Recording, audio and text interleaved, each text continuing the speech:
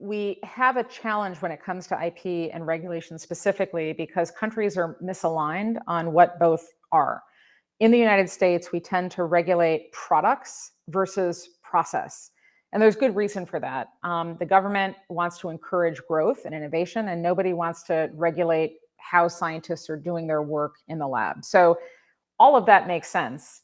However, we're in the middle of using and creating new processes that have just never existed before. So turning a blind eye to that until there's a big inflection point is an invitation to, challenging people's expectations, and it invites problems down the road. It's much better for policymakers to be thinking through, how is our regulatory framework going to have to change? We have something called the coordinated framework. It's like 3 different agencies' regulations kind of kludged together. And that's what we're doing. It's the year 2022. Like, that's how we've chosen to operate this. And as murky as things are in the US, they're equally murky all around the world. And there's not a lot of alignment.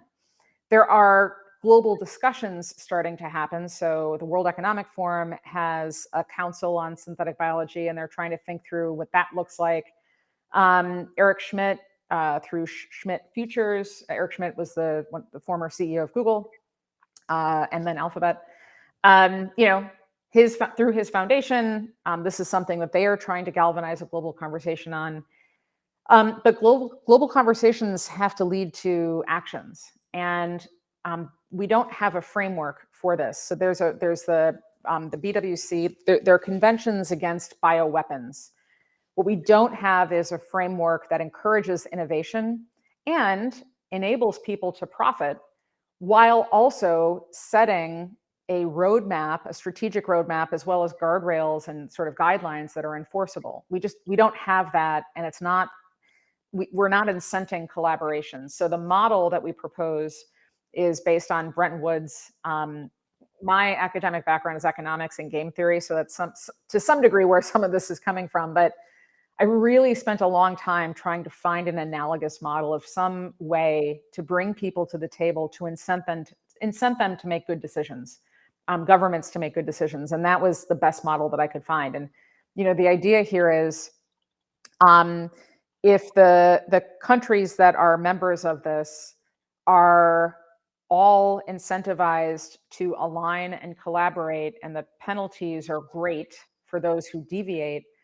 then I think we have something, and we have a way to work and to move forward.